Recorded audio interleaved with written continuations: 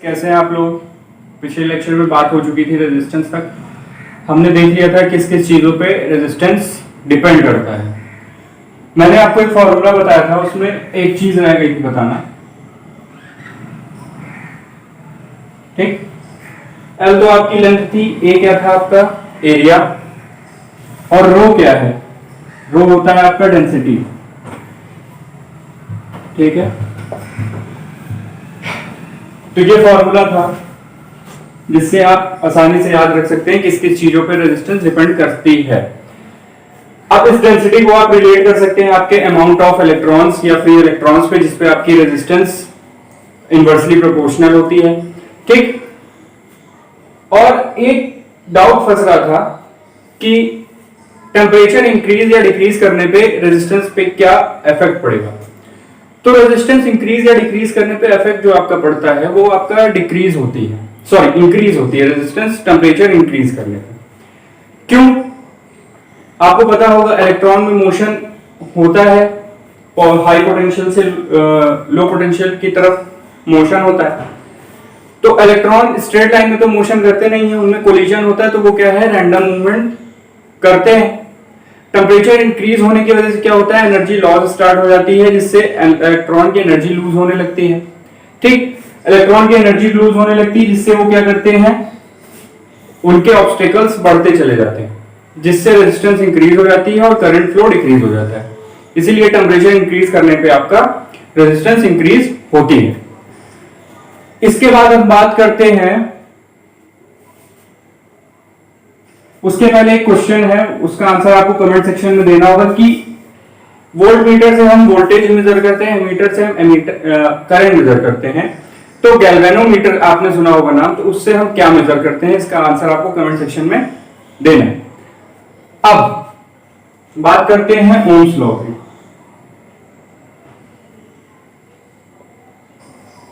ठीक है, Ohm's law, Ohm's law क्या है। ठीक, पहला तो इसको दिया किसने था आपके, ये हुआ था आपका 1826 में इन्वेंट, या इसकी डिफिनीशन दी गई थी। किसने दी थी, जर्मन साइंटिस्ट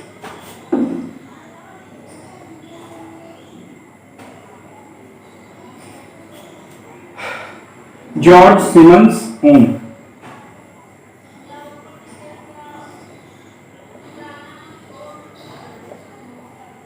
ठीक, तो ओम्स लॉ की डेफिनेशन कब आई थी, 1826 में। किसने दी थी, जर्मन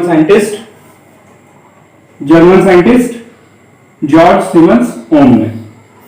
अब इसमें इन्होंने बताया क्या, आपको पता होगा पहले आपको करंट फ्लो कराने के लिए क्या करना पड़ता है, दो पोटेंशियल मेंटेन करने पड़ते हैं, एक लो पोटेंशियल पे एक हाई पोटेंशियल पे। ठीक, फिर आप उसमें इलेक्ट्रिसिटी प्रोवाइड करते हैं, तो फ्लो ऑफ इलेक्ट्रॉन स्टार्ट होता है, जिससे वो कंडक्टिविटी शो करने लगता है। तो पहले करंट फ्लो होने के लिए आपको क्या है, दो पोटेंशियल मेंटेन करने पड़ेंगे। ठीक, नॉर्मली सर्किट में क्या होता है, पॉजिटिव और निगेटिव। ठीक है, तो इन्होंने रिलेशन दिया वोल्टेज एंड करंट में कि वोल्टेज कितनी हो तो करंट कितना होगा, वोल्टेज कितनी देनी, वोल्टेज कितनी मेंटेन है दोनों के बीच में, यानी पोटेंशियल डिफरेंस कितना है, उस हिसाब से कितना करंट फ्लो होगा, उसकी कैलकुलेशन उन्होंने बताई। ठीक, क्या बोला, voltage, the amount of current flow in a circuit is directly proportional to the voltage difference या potential difference between the two poles, ठीक, at same physical condition and temperature। मतलब voltage is directly proportional to current है, ठीक है, voltage directly proportional to current होगा, लेकिन इसके लिए क्या कंडीशन है, फिजिकल कंडीशन आपकी कांस्टेंट होनी चाहिए। ठीक, फिजिकल कंडीशन में मतलब फ्लो ऑफ एयर हो गया, टेम्परेचर हो गया, प्रेशर हो गया, और स्पेसिफिक कंडीशन क्या है, टेम्परेचर मेंटेन होना चाहिए, क्योंकि एक पर्टिकुलर टेम्परेचर पे आपकी पर्टिकुलर वैल्यू ऑफ रेजिस्टेंस होती है। ठीक, उस रेजिस्टेंस को हम कांस्टेंट कर लें तो हमें पता लग जाएगा रेजिस्टेंस कैलकुलेट करने के बाद कि कितनी अमाउंट ऑफ करंट फ्लो हो रही होगी। तो इसके लिए हमें क्या करना पड़ेगा, टेम्परेचर को कांस्टेंट करना पड़ेगा। टेम्परेचर को कांस्टेंट कर लेंगे। ठीक, तो ये इन्होंने रिलेशन दिया, बहुत इंपॉर्टेंट रिलेशन था। अब आपको पता है इससे हम निकालेंगे कोशिश करते हैं रेजिस्टेंस कैसे कैलकुलेट किया जाता है। तो प्रोपोर्शनैलिटी साइन हटाते हैं, मैथ का रूल है प्रोपोर्शनैलिटी साइन हटाते हैं तो हमें क्या मिलता है, कांस्टेंट मिलता है। ठीक, तो हम इसको ऐसे लिख सकते हैं, ठीक है। करंट हमने इधर ले आई, प्रोपोर्शनल हटा के इक्वल्स टू लगाया, हमें पता चल गया कांस्टेंट होगा। अब वो कांस्टेंट क्या होगा, करंट और वोल्टेज क्या है, एक दूसरे पे डिपेंडेंट है, और ये दोनों किस पे डिपेंडेंट होती है, आपकी रेजिस्टेंस पे। तो कांस्टेंट में कौन आएगा, आपका resistance, R equals to V upon I। ये रिलेशन हमको मिलता है ओम्स लॉ से, resistance is equals to ratio of voltage and current. ठीक, इसकी वैल्यू की बात कर लेते हैं या इसकी यूनिट की बात कर लेते हैं। पहले इसकी यूनिट क्या होगी, पोटेंशियल डिफरेंस की यूनिट क्या होती है आपकी, वोल्ट। ठीक, करंट की क्या होती है, एम्पियर होती है।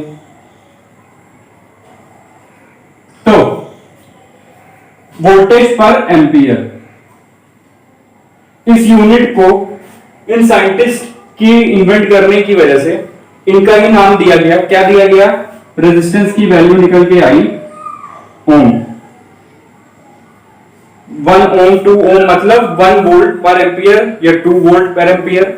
ठीक, अब ओम को डिनोट कैसे करते हैं, ओम का सिंबल है आपका ओमेगा। ठीक, ओमेगा कैसे बनता है, ओमेगा। ठीक, ये आपका हो गया, इस तरह हम इसको डिनोट करते हैं। आपको कहीं ये लिखा मिले तो इसका क्या मतलब है, रेजिस्टेंस दी हुई आपकी 1 ओम। ठीक, तो आपको ये यूनिट भी याद रखनी है, ये यूनिट भी याद रखनी है। इसकी हायर यूनिट्स है आपकी किलो ओम, मेगा ओम, फिर वही 10 की पावर 3, 10 की पावर 6, इस तरह इसकी हायर यूनिट्स होती हैं। अब बात करते हैं थोड़ा प्रैक्टिकल वे में कि अगर मान लीजिए हमने टेम्परेचर कांस्टेंट कर दिया तो क्या हमें आपकी रेजिस्टेंस की वैल्यू कांस्टेंट मिलेगी। तो उसके लिए हम क्या करते हैं, उसके लिए हम ड्रॉ करते हैं या प्लॉट करते हैं V अपॉन VI ग्राफ या IV ग्राफ।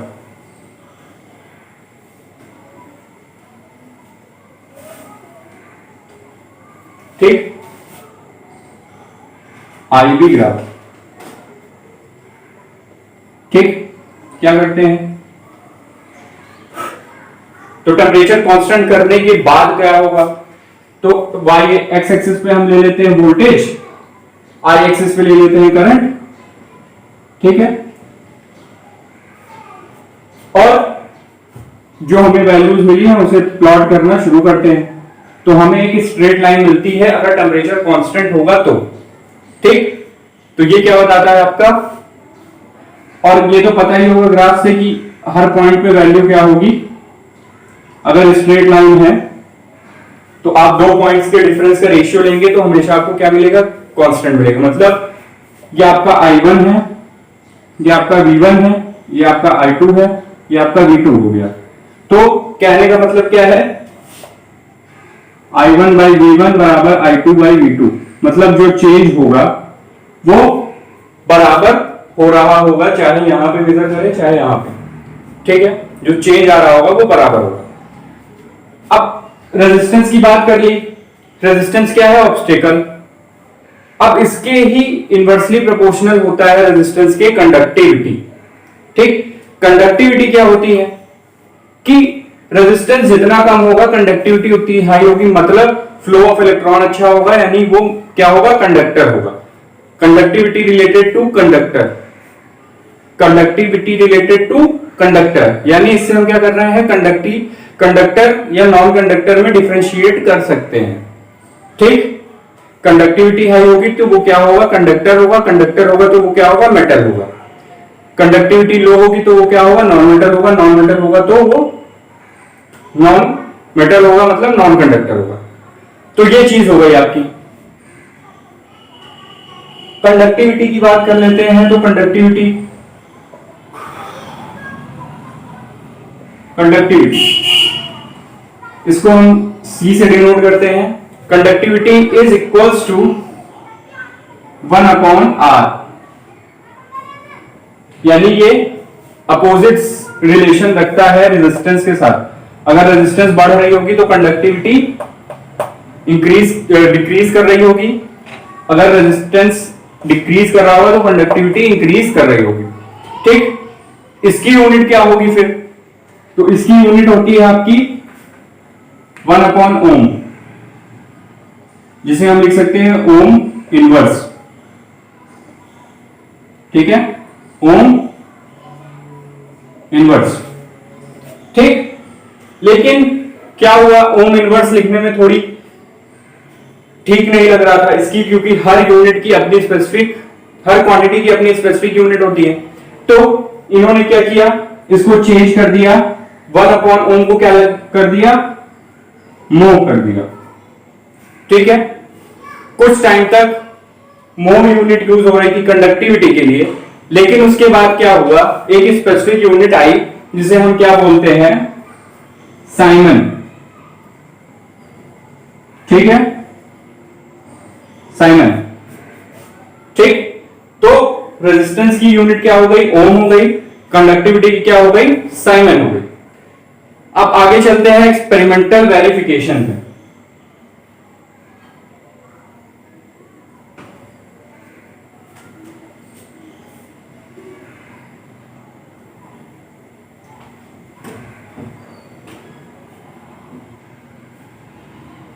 ठीक है, एक्सपेरिमेंटल वेरिफिकेशन, उसके लिए हमें क्या चाहिए, एक सर्किट की जरूरत होगी। पहले हम सर्किट ड्रॉ कर लेते हैं।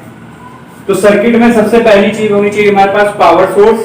उसके लिए हम नॉर्मली क्या यूज करते हैं, बैटरी। ठीक, बैटरी का सिंबल पता होगा, जो बड़ी लाइन होती है वो पॉजिटिव होती है, छोटी लाइन होती है वो निगेटिव होती है। ठीक, रेजिस्टेंस कंट्रोल करने के लिए हमें एक डिवाइस चाहिए होगी जिसे हम बोलते हैं रियोस्टेट। ठीक है,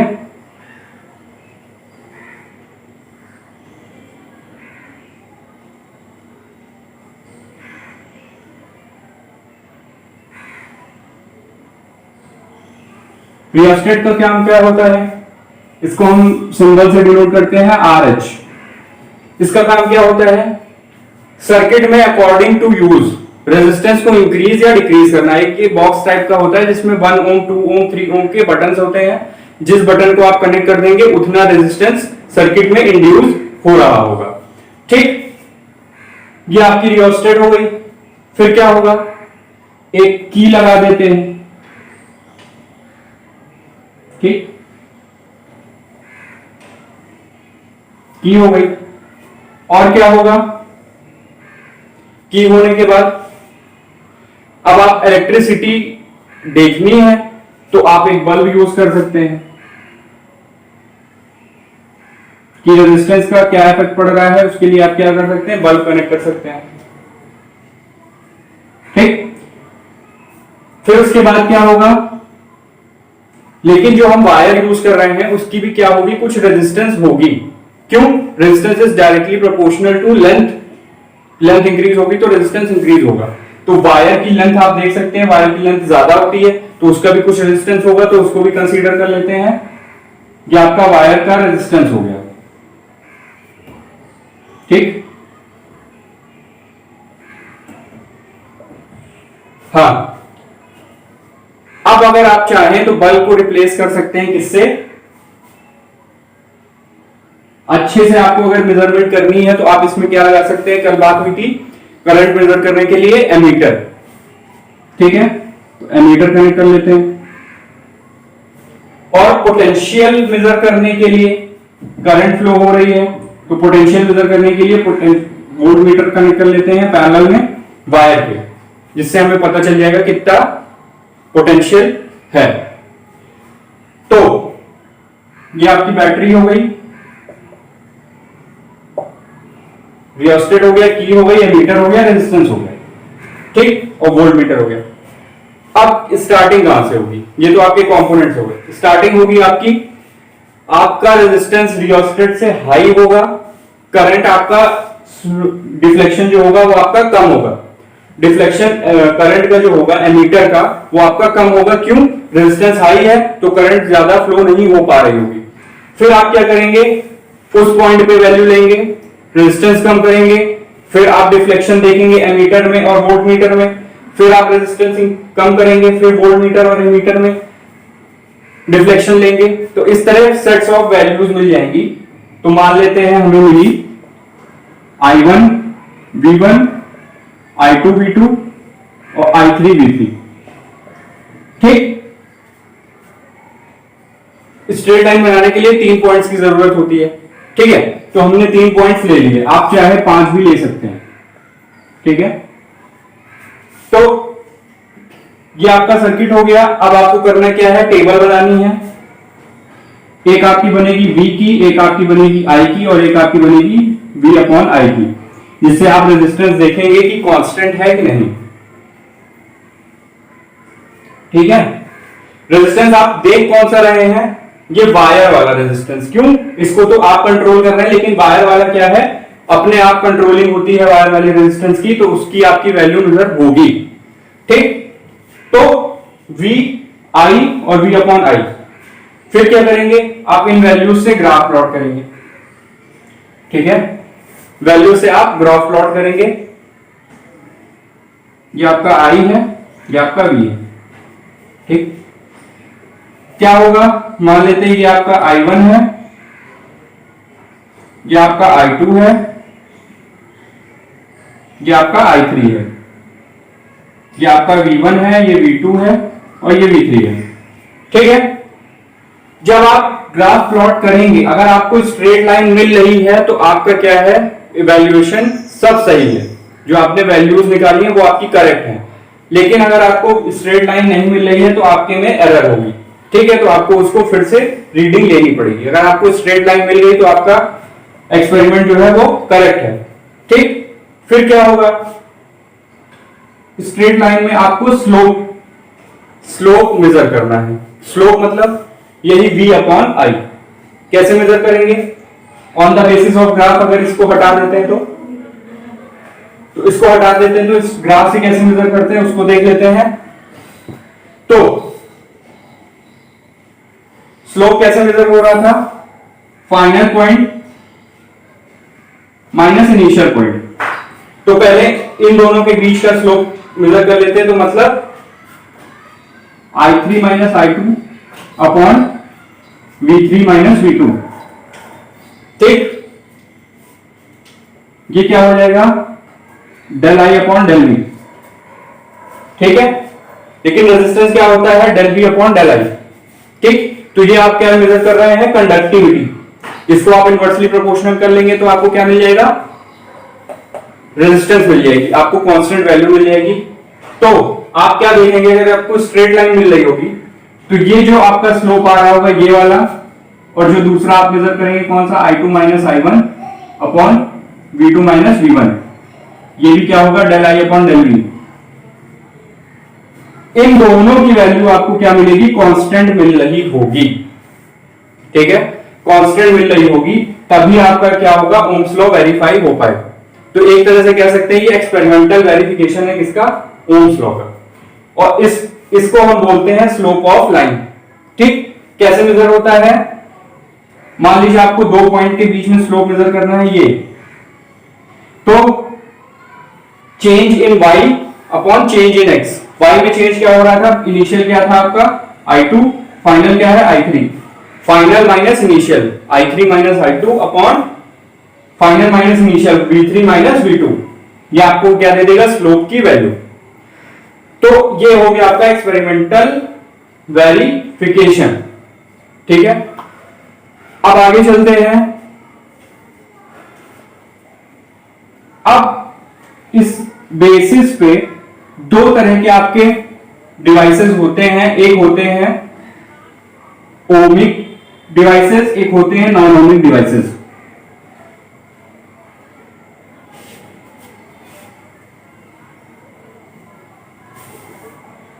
ठीक, ohmic devices and non ohmic devices.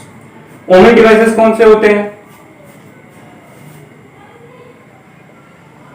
Ohmic devices या ओमिक सर्किट भी बोलते हैं। ठीक है, अलग अलग बुक में अलग अलग मिलेगा। पहली चीज, ओमिक से नाम पता लग रहा होगा, ये क्या करते हैं, ओम्स लॉ को फॉलो करते हैं। ठीक, फर्स्ट पॉइंट। दूसरा पॉइंट, इनका आप ग्राफ प्लॉट करेंगे तो आपको क्या मिलेगी, स्ट्रेट लाइन मिलेगी। ठीक, थर्ड पॉइंट क्या होगा, हर दो पॉइंट के बीच में जो चेंज होगा वो क्या होगा, कांस्टेंट। जैसे अभी हमने देखा दो पॉइंट्स के बीच में स्लोप निकाल के अलग अलग, तो उन स्लोप का क्या होगा, स्लोप की वैल्यू कांस्टेंट आ रही होगी। ठीक, अगर स्ट्रेट लाइन है तो चेंज क्या हो रहा होगा, कांस्टेंट होगा। मतलब जितना चेंज आई में हो रहा होगा उतना ही चेंज बी में भी हो रहा होगा। फिर इसके एग्जांपल्स की बात कर लें तो जितने भी आपके मेटल्स होते हैं, ठीक, मेटल्स कौन से, सिल्वर, गोल्ड, कॉपर, ये सब आपके क्या है, ओमिक डिवाइसेस।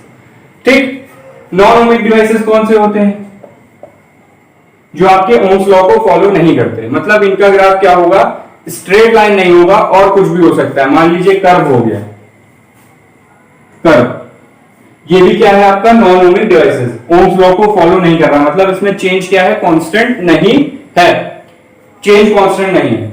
दूसरी चीज, वहां पे क्या था, चेंज क्या हो रहा था, हर पॉइंट पे कांस्टेंट है, यहां पे चेंज हर पॉइंट पे कांस्टेंट नहीं होगा। इसके एग्जांपल्स की बात करें तो जो आपके डायोड्स होते हैं और जो भी आपके कंपोनेंट्स होते हैं, कंपोजिट्स होते हैं। ठीक, डायोड्स आपके क्या होते हैं, दो सेमीकंडक्टर्स को मिला के जंक्शन बनाया जाता है जिसमें करंट फ्लो कराई जाती है अकॉर्डिंग टू देयर यूज। ठीक है, उसमें पोटेंशियल बढ़ा घटा के करंट की वैल्यू इंक्रीज डिक्रीज करी जाती है। तो ऐसे जो डिवाइसेस होते हैं वो आपके कौन से होते हैं, नॉन ओमिक डिवाइसेस। ठीक है, अब बात आती है सेमीकंडक्टर्स की। ठीक, सेमीकंडक्टर्स क्या होते हैं, सॉरी, सेमीकंडक्टर्स क्या होते हैं। सेमीकंडक्टर्स जो होते हैं वो आपके ओमिक भी होते हैं, नॉन ओमिक, मतलब दोनों कैरेक्टरिस्टिक्स उसमें होती है।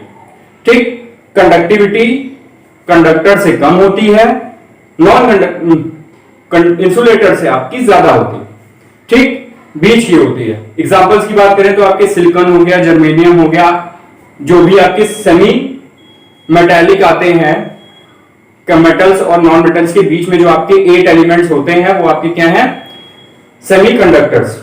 ठीक है, तो उनका यूज तब किया जाता है जब हमें बहुत अच्छे कंडक्टर या कंडक्टिविटी की जरूरत नहीं होती है। ठीक है, या फिर यहाँ पे कंडक्टिविटी हमको कांस्टेंट नहीं चाहिए होती है, उनको वैरी कराना होता है। ठीक है, ये बहुत से सर्किट में यूज होता है, जिस गेट वगैरह में यूज होता है।